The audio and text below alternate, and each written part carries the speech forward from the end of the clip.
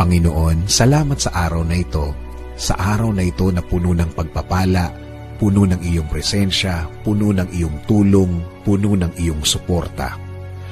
Salamat din sa mga bagay na dumating na laman ng aking dasal, dahil ang pagpapala ninyong ito ay malawak at marami ang matutulungan, hindi lang ang aking sarili, kasama na ang aking mga mahal sa buhay.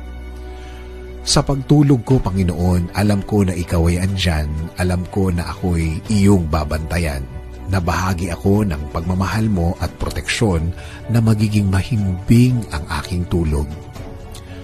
At alam ko, Lord, na magiging masarap at peaceful o tahimik ang aking pagtulog, at alam ko din, Panginoon, na ito'y isa sa blessings na ibinibigay mo sa akin every night. Sa aking pagtulog, Panginoon, ibinibigay ko ang lahat ng aking problema sa iyo, Lord.